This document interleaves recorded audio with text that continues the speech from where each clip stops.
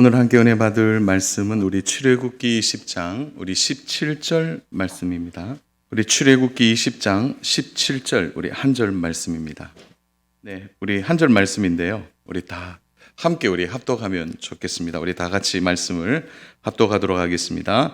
내 이웃의 집을 탐내지 말라. 내 이웃의 아내나 그의 남종이나 그의 여종이나 그의 소나 그의 낙이나 무릇 내 이웃의 소유를 탐내지 말라. 아멘. 오늘 우리 10계명 중에 오늘 9절은 이제 마지막 계명입니다. 내 이웃의 집과 내 이웃의 소유에 대하여서 탐내지 말라라는 말씀이 나옵니다. 이 순서상 10계명의 마지막 계명이지만 사실은 이 10번째 계명이 모든 계명을 관통하는 가장 중요한 주제를 담고 있습니다. 바로 그것이 오늘 이제 주제이기도 하죠. 탐심에 대한 문제입니다. 이 탐심의 문제는 이제 1계명부터 4계명인 하나님과의 관계뿐만 아니라 5계명부터 10계명까지 사람과의 관계에서 가장 중요하고도 그리고 우리의 신앙의 체계를 흔들 뿐 아니라 무너뜨릴 수 있는 우리에게 가장 중요한 적이 바로 탐심이라는 것으로 표현되고 있는 거죠. 사실은 우리가 이제 10계명을 좀 날 기회가 되면 꼼꼼하게 좀 한번 들여다보면 좋은데요. 오늘도 좀 전체적인 주제에 좀 맞춰서 좀 넘어가기 때문에 사실은 이 10계명만 가지고도 여러 번 좀 나누어서 말씀을 좀 나눌 만큼 정말 중요한 주제를 가지고 있습니다. 그러면 이 10번째 계명이 주는 위치가 뭘까요? 여러분 1계명부터 9계명까지는 다 외부적으로 드러나는 그런 부분이죠. 예를 들어 우상 숭배도 안식일을 지키는 것도 부모님을 공경하는 것도 도둑질하는 것도 간음하는 것도 살인하는 것도 거짓 증거하는 것도 다 드러나는 거예요. 그런데 이 10번째 요 계명은 내부적으로 숨어 있는 거죠. 탐내지 마라. 그러니까 마음에 숨겨두는 것입니다. 그래서 이 마지막 계명은 다른 9가지 외부적인 것과 다르게 굉장히 우리 안에 은밀하게 자리 잡고 있는 그런 죄성이라고 말할 수 있는 거죠. 그런데 이게 무서운 거죠. 어떤 의미에서는 우리가 이제 마지막 계명이니까 어떤 순차적인 배열이라든지 마지막 10번째 계명이니까 좀 약하고 좀 죄 중에서도 좀 가볍게 생각할 수 있는 계명이라고 생각하지만 여러분 1계명부터 9계명까지 전체를 연결하는 데 있어서 이 10계명은 굉장히 중요한 자리가 있습니다. 여러분 보세요. 다른 신을 섬기는 우상숭배, 우리가 가장 악한 죄라고 말할 수 있지만 여러분 그 우상숭배하는 내용이 뭐예요? 결국 우리 안에 있는 욕심 때문 아닙니까? 그러니까 우상숭배가 더 은밀하게 들어가 보면 다 욕심이고 탐심에서 나오는 것이라는 거죠. 그래서 우리 골로새서 3장 5절이 참 우리의 마음에 깊이 와닿는데요. 우리 같이 읽겠습니다. 그러므로 땅에 있는 지체를 죽이라. 곧 음란과 부정과 사욕과 악한 정욕과 탐심이니 탐심은 우상 숭배니라. 그러니까 한번 9절 그대로 좀 띄워놔 주시겠어요? 그 탐심이 10계명인데 마지막 10번째 계명인데 어디와 연결되고 있어요? 우상 숭배. 바로 1, 2계명과 사실은 연결되는 거죠. 그러니까 이게 너무너무 중요한 위치에 이 10계명이 나와 있다는 거죠. 여러분 그래서 부정, 음란, 사욕, 악한 정욕 이게 다 들어가 보면 공통분모가 탐심이라는 거죠. 탐심. 이게 무서운 것입니다. 저는 오늘 우리 성도 여러분이 말씀 들을 때 목사님 오늘 탐심에 대한 얘기를 하시니까 그래 탐심을 가지면 안 되겠다. 윤리적으로 얘기하는 게 아닙니다. 오늘 도덕적으로 우리 잘 한번 해보자 이런 얘기를 하고 싶은 게 아니라는 거죠. 여러분 이게 우리가 탐심의 부분이 왜 신앙생활에 있어서 너무 중요하냐. 이것은 모든 계명을 지킬 수 있도록 만드는 매듭과도 같은 것이기 때문에 마지막 10번째 계명이 우리들에게 중요한 이유가 되는 겁니다. 탐심. 이게 우상숭배니까. 한마디로 얘기해서 이것을 우리가 잘 이겨내면 우리가 계명을 지켜낼 수 있는 영적인 동력을 얻게 되는 거죠. 그래서 이 10번째 계명을 잘 지키는 것은 우리 신앙생활의 전체에 있어서 매듭을 짓는 것과 같은 것입니다. 자, 제가 또 하나 설명을 드릴게요. 그러면 자, 이런 관점에서 우리가 이제 신약에 보면 성령의 9가지 열매가 나옵니다. 성령의 9가지 열매도 마찬가지죠. 갈라디아서 5장 22절부터 23절 말씀인데요. 우리 같이 한번 볼까요? 오직 성령의 열매는 사랑과 희락과 화평과 오래 참음과 자비와 양성과 충성과 온유와 절제니 이 같은 것을 금지할 법이 없느니라. 자, 여기에서 가장 많이 끝에 나오는 게 뭐죠? 절제예요, 절제. 여러분, 성령의 9가지 열매가 너무 귀하죠, 우리의 신앙생활에. 그런데 이 9가지 열매에서 마지막 절제가 나오는 이유가 뭘까요? 이것은 바로 성령의 9가지 열매를 잘 매듭 짓는 그 열매가 바로 절제라는 부분인 거죠. 여러분, 절제 없는 성령의 역사는 위험하죠. 여러분, 사랑에도 절제가 필요하고요, 희락에도 절제가 필요합니다. 화평에도 절제가 필요하고요, 오래 참음에도 절제가 필요하고요, 자비에도 절제가 필요하고요, 양선에도 절제가 필요하고요, 온유함에도 절제가 필요합니다. 이게 같은 거죠. 그러니까 십계명에서 마지막에 이 탐심에 대한 부분은 우리가 전체 계명을 지켜나가고 신앙생활의 온전함을 이루어 나가는데, 이 탐심에 대한 주제는 매듭을 짓는 것과 같은 것이고, 성령의 9가지 열매도 마지막에 나오는 이 절제도 이 성령의 9가지 열매를 더 부요하게 만드는, 그렇기 때문에 이 절제가 바로 이 모든 것에 매듭을 지어주는 중요한 것이 되는 겁니다. 여러분, 그래서요, 오늘 우리의 신앙생활에 있어서 이 탐심의 주제는 절대 가벼운 주제가 아닙니다. 제가 오늘 성경 구절을 좀 많이 이제 준비하다가 좀 몇 가지는 좀 제외했지만, 여러분 오늘 좀 주의 깊게 말씀이 나올 때는 한 번 더 좀 말씀에 집중하시면 좋겠습니다. 자, 그러면 탐심의 대상이 무엇인지 오늘 좀 들여다볼까요? 우리 17절 오늘 본문인데요. 자, 이웃이라는 말을 좀 주의 깊게 보면서 우리 같이 합독합니다. 내 이웃의 집을 탐내지 말라. 내 이웃의 아내나 그의 남종이나 그의 여종이나 그의 소나 그의 낙이나 무릇 내 이웃의 소유를 탐내지 말라. 여러분, 여기에서 계속 반복되는 단어가 나오죠. 바로 이웃이라는 단어가 계속 나옵니다. 이웃의 아내, 이웃의 남종, 여종, 또 이웃의 소, 나귀. 자, 여기에서 보아야 할 것은 이웃이라는 말이 3번이나 반복된다는 것은 요 이웃이라는 단어가 탐심하고 매우 깊은 관련이 있다는 것을 말하는 거죠. 그냥 집, 소, 사람, 나귀, 남종, 여종, 그냥 제일 앞에다가 아니면은 두 갈식으로 그냥 이웃, 요 한마디 하고 쭉 설명해도 되는데 왜 굳이 이웃이 들어가는 것일까요? 바로 우리의 탐심이 무엇인가 할 때 관계적 욕망에서 나오는 것이라는 걸 설명하고 있는 거예요. 관계라는 거죠, 관계. 그러니까 우리 탐심은 먼 곳에 있는 게 아니라 우리의 눈에 보이는 곳에 있다라는 것을 드러내는 거예요. 그러니까 이웃이라는 말은 우리와 굉장히 긴밀하고 가까이에 있는 것을 이야기하는 거예요. 만약에 이웃에 집이 없다고 생각해 보세요. 뭐 집을 탐하겠어요? 가까운 이웃이 없고 이웃의 소, 낙이 뭐 그것이 없다면 굳이 우리가 어떤 것을 바라보면서 그것을 부러워할 이유가 없는 것이죠.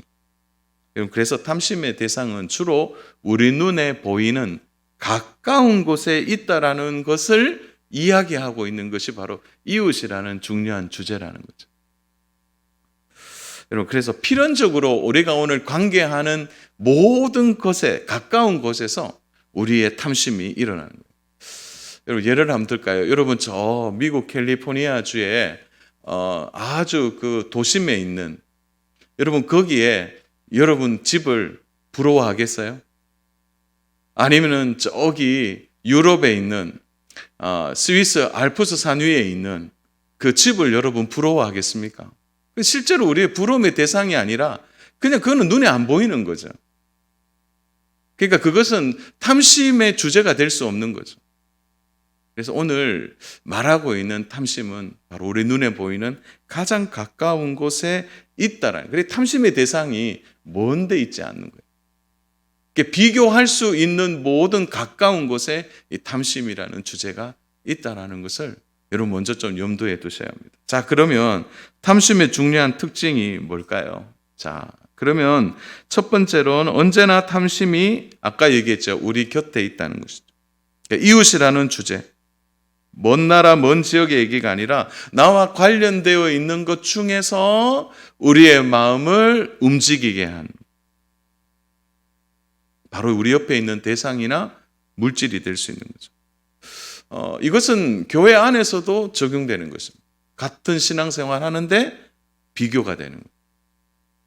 함께 있는 동료고 함께 구역에 있는 식구들 중에도 바로 우리가 이 10개 명 가운데 탐심에 노출될 수 있는 것을 말하는 것입니다. 근데 사실은요, 모세 시대는 그렇게 다양한 사회와 산업 기반이 있는 시대가 아니거든요.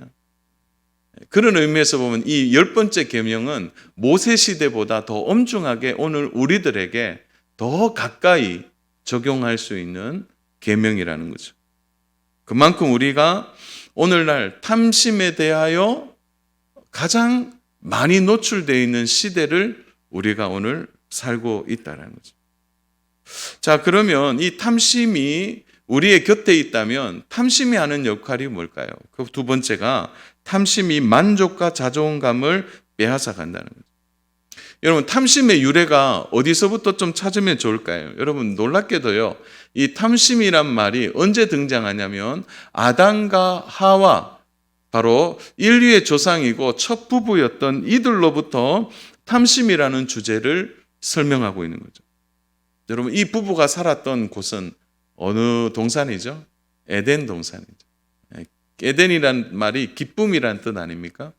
그러니까 기쁨의 정원에서 가장 행복한 삶을 살았습니다. 그 모든 것이 만족스러운 것이죠. 왜요? 하나님이 그렇게 만드셨거든요.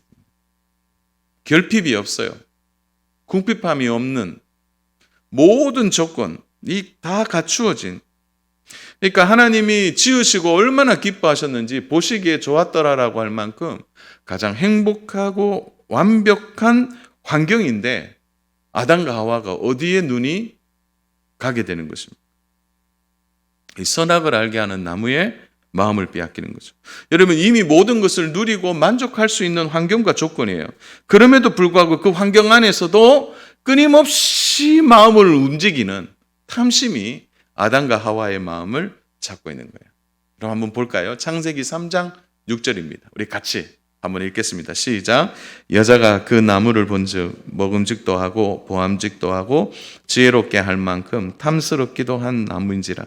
여자가 그 열매를 따먹고 자기와 함께 있는 남편에게도 주매 그도 먹은지라.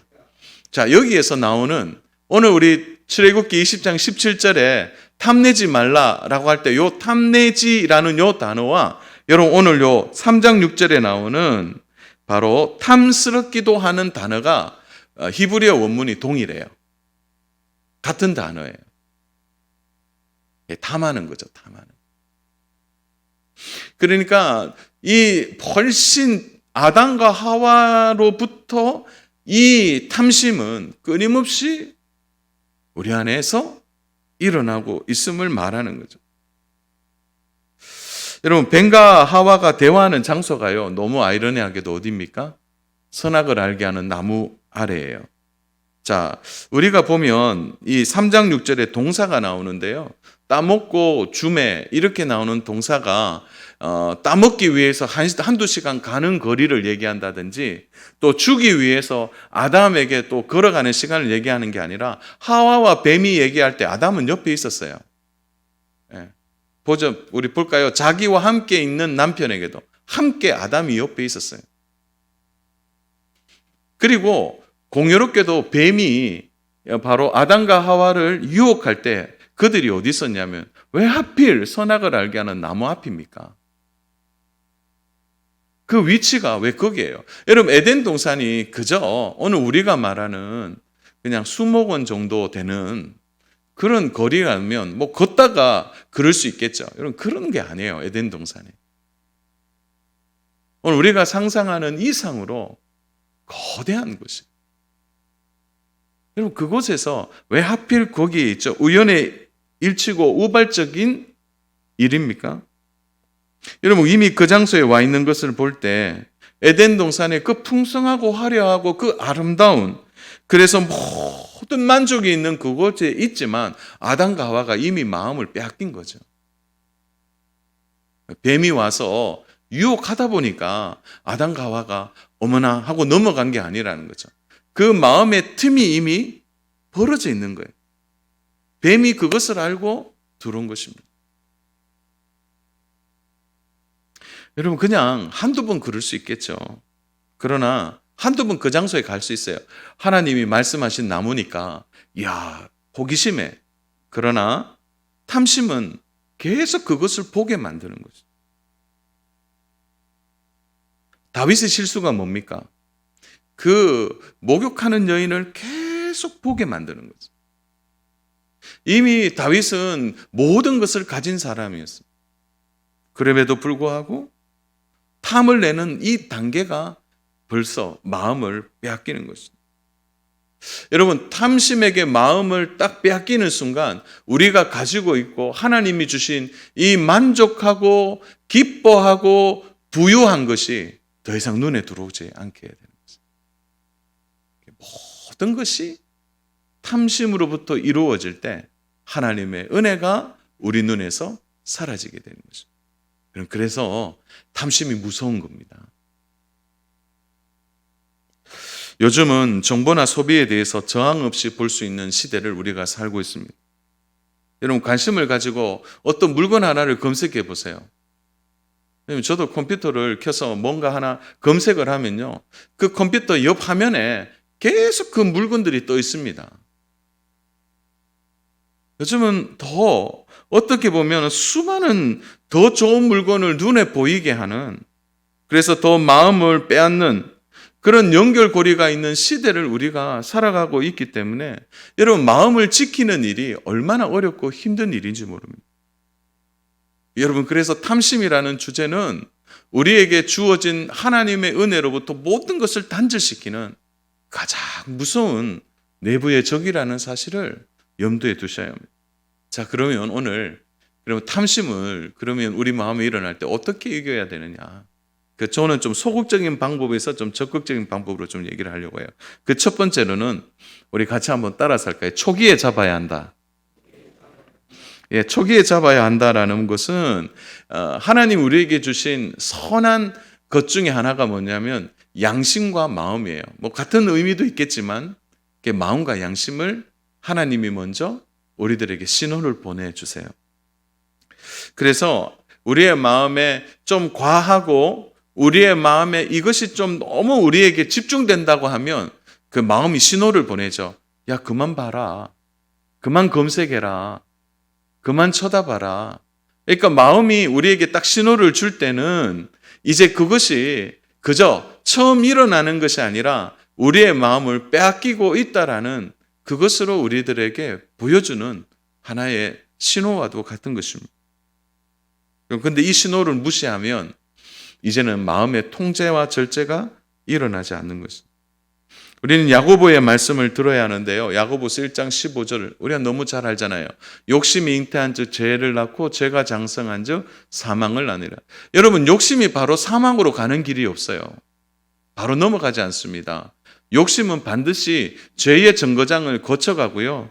이 죄의 정거장에 바로 점점점 지나서 죄가 장성하고 크고 그것이 이제 어떤 의미에서 보면 이제 사망의 길에 갈 때까지는 계속 죄는 자라나게 돼 있는 거예요. 욕심이 바로 사망으로 가지는 않는다는 거죠.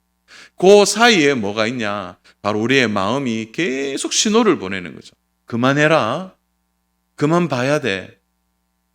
그만 손을 놓아야 돼. 이런 마음을 가진 우리 성도님들도 있을 거예요. 목사님, 너무 못 가져서 그런데 좀 뭐 가지면 좀 어떻습니까? 너무 어려워서 저는 뭐 그런 것도 없습니다. 그런 마음이 들고 어떤 분은 그래요. 목사님, 저는요, 조금만 요것만 가지고 있으면 저는 만족하고 삽니다. 저는 요만큼만 있으면 더 이상 뭐 부럽지 않습니다. 뭐 남들이 뭐라 해도 저는 요까지만 있으면 됩니다. 라고 말을 해요. 여러분, 그러나 우리의 마음이 그렇지 않아요. 채우면 채울수록 채우고 싶은 것이 사람의 마음이죠. 여러분, 그래서 우리는 먼저 지나간 좋은 믿음의 선배들 또 믿음의 사람들의 얘기를 들을 필요가 있는 거죠. 전도서의 5장 10절 12절 말씀인데요. 우리 같이 읽겠습니다. 은을 사랑하는 자는 은으로 만족하지 못하고 풍요를 사랑하는 자는 소득으로 만족하지 아니하나니 이것도 헛되도다. 노동자는 먹을 것이 많든지 적든지 잠을 달게 자거니와 부자는 그 부요함 때문에 자지 못하느니라. 여러분 10절과 12절을 우리에게 뭘 얘기하죠? 만족할 수 없는 걸 얘기하는 거예요. 여러분, 은을 사랑해서 은을 모으면 더 모으고 싶은 거예요. 풍요를 사랑해서 어느 정도 소득이 되면 만족해야 되는데 그 소득으로 만족하지 않는다는 거예요. 여러분, 그래서요, 마음을 적극적으로 방어해야 돼요. 마음으로. 저는 그런 의미에서 이 초기에 우리의 마음을 잘 정리하는 중요한 질문을 하나 저와 여러분이 좀 나누면 좋겠어요. 자, 그럼 어떻게 정리하는 방법이 있느냐? 내 마음에 물어보는 거예요. 내 마음에. 어떻게 물어보느냐? 내가 원하는 것과 필요한 것을 구분하는 거예요. 한번 따라서 할까요? 원하는 것, 필요한 것. 요 차이를 여러분들이 마음에서 질문해 보라는 거예요.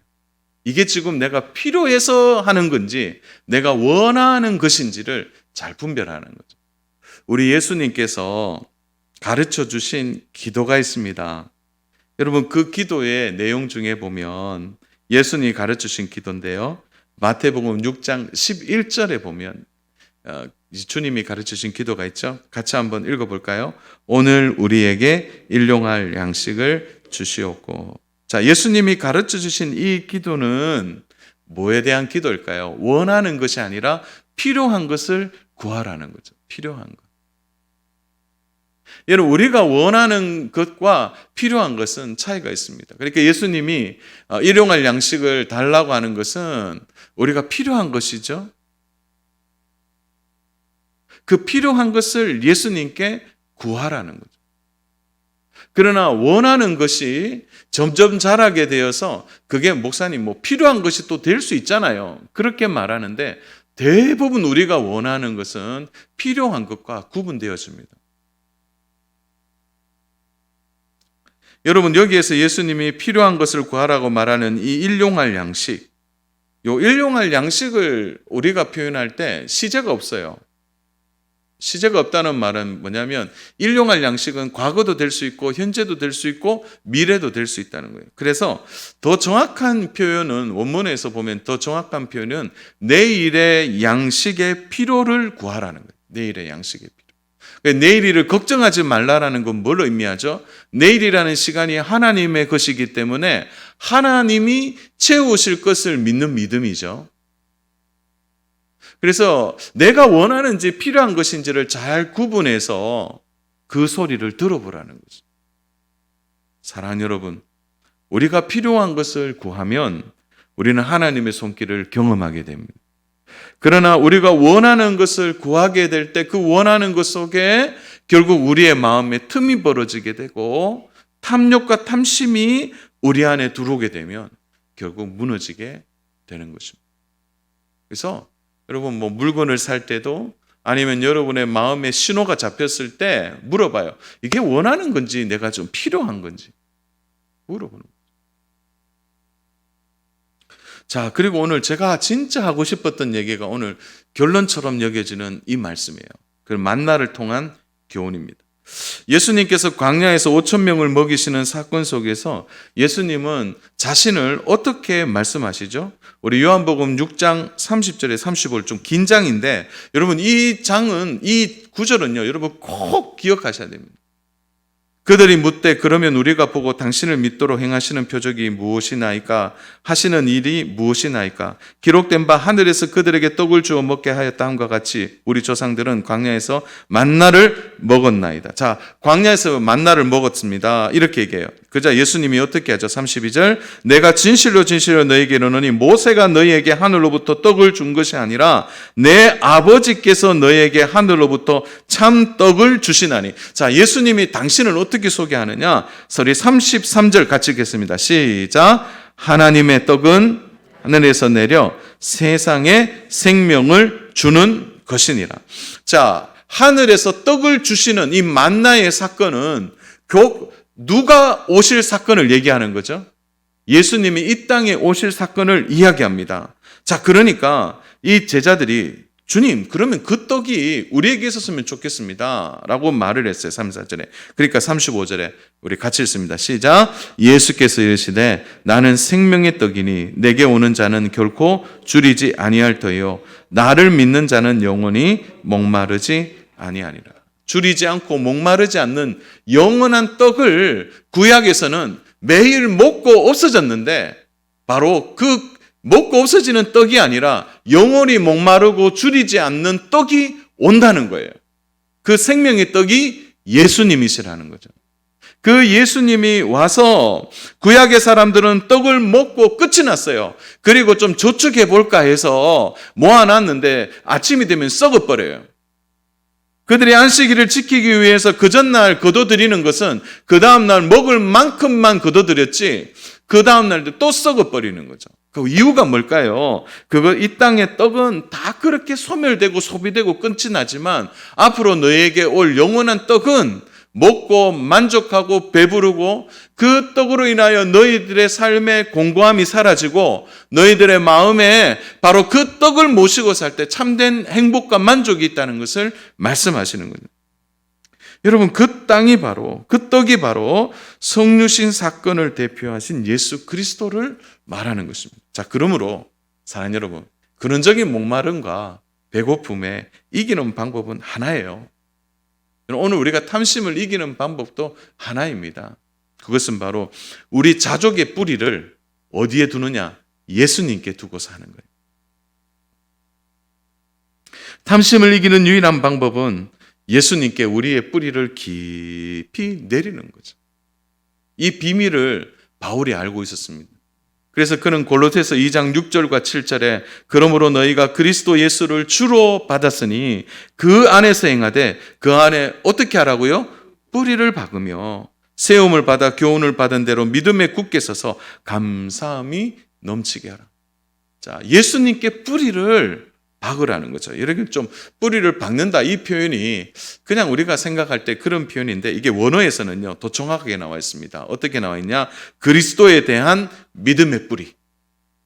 바로 예수님에 대한 믿음의 뿌리를, 그러니까 예수님이 내가 가장 소중하게 생각하는 그 예수님이 내게 가장 소중하고 그분을 인하여 나의 목마름과 배고픔의 문제를 해결할 수 있다라고 믿는 그 믿음을 가질 때 우리에게 영혼의 만족감이 온다는 거죠. 여러분, 영혼의 만족감이 오면 탐심이 우리의 마음에 들어올 틈이 없어지는 것입니다. 탐심을 부리지 말라, 욕심 부리지 말라, 눈도 보지 말라. 여러분, 아무리 그걸 금욕적으로 얘기해도요, 이건 안 됩니다. 바로 그 보이는 것이 우리 이웃들에게 있는데요. 자, 여러분, 그래서 탐심을 이기는 가장 귀한 비결은 영혼의 만족을 느끼고 사는 거예요. 영혼의 만족감을 느끼고 사는 거예요. 내 안에 하나님이 계심을 믿고 하나님으로 인하여 부유함을 경험하는 것입니다. 여러분, 다윗이 그의 인생 말년에 쓴 시편 23편에 여러분 1절은 다윗의 인생을 추격해놨잖아요. 다윗이 뭐라고 합니까? 여호와는 나의 목자시니 내게 어떻게 해요? 부족함이 없다는 거예요. 그는 다윗의 인생의 뿌리가 어디에 있다는 거죠? 그건 하나님께 있다는 거예요. 영혼이 부유하니까 더 이상 바라볼 게 없는 것입니다. 사랑 여러분, 예수님께 뿌리를 두고 사는 삶은 진정한 자족을 우리들에게 주고 되는 거예요. 그러니까 금욕으로 되지 않습니다. 여러분, 많이 가지면 자유로울까요? 여러분, 그렇다고 해서 물질이 나쁜 것입니까? 여러분, 물질은 나쁘다, 좋다라고 말할 수 없는 거예요. 그런 의미가 아니죠. 여러분, 그러므로 우리가 예수님께 뿌리를 닫고 예수님으로 인하여 자족하게 될 때 우리의 삶의 우선순위가 제대로 보이게 되는 거예요. 그래서 마태복음 6장 우리가 너무 주옥같이 아는 33절 말씀 다 알죠. 그런즉 너희는 먼저 그의 나라와 그의 의를 구하라. 그리하면 이 모든 것을 너희에게 더하시리라. 여러분, 이것은 우리에게 필요한 것이 무엇인지 주님은 더 잘 아시죠. 그러므로 우리가 예수님께 뿌리를 두고 예수님이 우리의 삶의 우선순위가 되면 분명한 신앙의 방향이 잡히게 돼요. 그게 뭐냐? 먼저 해야 될 것과 나중에 해야 될 것이 확실히 구별되어 살게 되는 거예요. 하나님의 나라와 하나님의 뜻이 먼저일 때 우리의 신앙생활은 헷갈리지 않게 돼요. 오히려 우선순위가 분명해지면요, 우리가 하나님의 방법대로 살게 되고 하나님이 원하시는 방식이 무엇인지를 분별하기 때문에 더 이상 헛된 것에 우리의 마음을 두지 않게 되는 것입니다. 사실 여러분, 우리가 매주일 교회 올 때마다 헌금을 드려요. 매주일 드리죠. 여러분, 그런데 이 헌금이 우리에게 중요한 믿음의 고백이 되는 이유가 뭘까요? 그것은 우리의 인생에 있어서 그래도 살 때 여러분 가장 중요하고 소중한 가치가 뭐예요? 그게 돈 아니에요? 재물 아니에요? 그것마저도 우리가 하나님께 올 때 뭐예요? 하나님 앞에 감사함으로 드리는 헌금, 그것을 통하여 우리는 뭐라고 고백하고 들어오는 거예요? 내 인생의 먼저는 하나님이시다는. 그래서 매주를 우리가 그 신앙 고백을 그렇게 헌금을 통해 하고 있는 거죠. 하나님은 아세요. 우리의 필요한 것을 다 알고 계세요. 그래서 그 필요한 것 중에 특별히 돈이라는 것은, 재물이라는 것은 너무너무 우리한테 필요한 거죠. 그러나 우리의 신앙생활이 헷갈리지 않는 거예요. 하나님께 먼저 드리기 때문에. 그것으로 우리의 신앙생활이 매주 연습되는 거죠. 연습되는 거예요.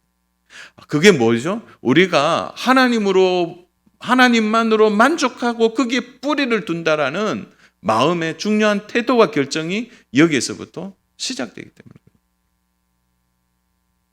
사랑하는 여러분, 그러므로 오늘 결론입니다. 결론이에요. 여러분 어떠세요? 정말 사도 바울은 그렇게 살았습니다. 빌립보서 4장 11절부터 13절인데요. 내가 궁핍함으로 말하는 것이 아니니라 어떠한 형편이든지 나는 자족하기를 배웠노니 나는 비천에 처할 줄도 알고 풍부에 처할 줄도 알아 모든 일 곧 배부름과 배고픔의 풍부와 궁핍에도 처할 줄을 아는 일체의 비결을 배우노라. 우리 13절은 같이 읽을까요? 시작. 사랑하는 여러분, 능력 주시는 자 안에 사는 거예요. 이게 핵심 아니에요? 자족의 비결이 뭡니까? 바로 사도 바울이 예수님께 뿌리를 두고 있는 거예요. 그분이 나의 모든 것이 되신다는 거예요. 그 믿음에서부터 하나님에 대한 믿음을 가지니까 그가 지금 어디에서 이걸 씁니까? 감옥에서 쓰고 있잖아요. 여러분, 바울이 감옥에 있을 때 그에게 있어서 사식을 넣어주는 사람들이 누구입니까? 빌립보 성도들 아니에요? 지금 빌립보 성도들이 연보를 모아서 감옥에 있는 바울에게 먹을 것을 공급하고 입을 것을 공급하고 있어요. 여러분, 그런데 바울이 지금 뭐라고 해요? 나는 자족한다라는 거예요. 일체의 비결을 안다는 거죠. 여러분, 그는 그 속에서도 하나님 앞에서 감사하고 자족하고 살아가고 있는 거예요. 왜요? 하나님만이 그의 만족이 되기 때문입니다. 여러분, 그래서 그는 내게 능력 주신 자 안에서 내가 모든 것을 할 수 있다고 말하는 거예요. 이게 돋보기 방망이처럼 뚝딱해서 능력 주시는 자 안에서 내가 뚝딱 이런 얘기가 아니라는 거예요.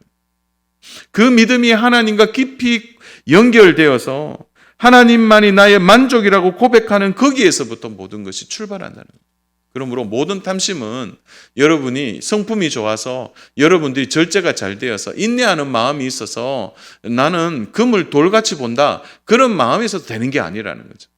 결국 오늘 탐심의 싸움은 우리의 마음을 하나님께 두고 있느냐, 세상에 두고 있느냐, 이 싸움이 오늘 우리의 싸움이라는 거죠.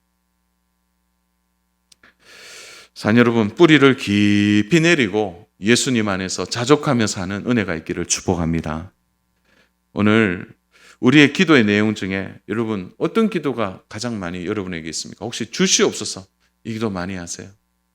아니면 만족합니다, 자족합니다, 감사합니다, 이 기도가 더 많이 있습니까? 우리의 마음을 점검해 보십시오. 탐심의 문제 앞에 자유로운 사람들은 없을 겁니다. 왜냐하면 우리 사회가 바로 소비 자본주의이기 때문에 그래요. 끊임없이 보이게 하고 끊임없이 좋은 것을 갖도록 욕망을 부추기는 사회예요. 우리가 그 사회를 벗어날 수는 없습니다. 그러나 사랑하는 여러분, 기억하십시오. 더 가지면 행복해지고 더 소유하면 잘 살게 될 것이고 만족하게 될 것이다. 여러분, 속으면 안 됩니다. 속으면 안 돼요. 여러분, 행복은요, 내가 무엇을 많이 가졌고 부유하기 때문에가 아니라 내가 하나님의 자녀이기 때문에 행복하다. 이게 기준이 돼야 돼요. 내 안에 하나님이 계신다고 확신하십니까? 여러분의 뿌리가 하나님께 다 있습니까? 그렇다면 여러분의 마음에 삶이 더 선명해질 것입니다. 아굴의 지혜와 말씀이 우리의 기도가 되기를 축복합니다. 저는 잠언 30장 우리 8절 9절 말씀 우리 읽고 말씀을 마칠까 합니다. 같이 읽겠습니다. 시작. 곧 헛된 것과 거짓말을 내게서 멀리 하옵시며 나를 가난하게도 마시옵고 부하게도 마시옵고 오직 필요한 양식으로 나를 먹이시옵소서. 혹 내가 배불러서 하나님을 모른다 여호와가 누구냐 할까 하오며 혹 내가 가난하여 도둑질하고 내 하나님의 이름을 욕되게 할까 두려워함이니라. 우리 8절을 한번 띄워주시겠어요? 그 노란 글씨 잘 보십시오. 사랑하는 여러분, 원하는 것 말고 오직 필요한 양식으로 나를 먹이셔서 필요한 것을 구하십시오.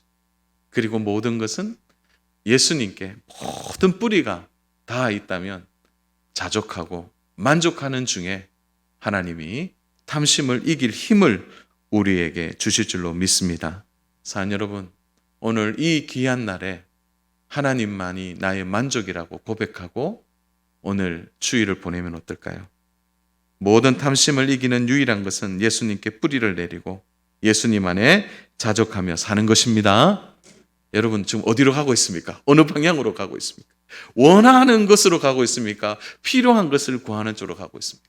우리의 중심을 하나님께 두고 오늘 하나님만이 나의 만족이라고 여호와는 나의 목자시니 내게 부족함이 없으리로다. 이 만족의 고백이 저와 우리 성도 여러분의 고백되기를 축복합니다.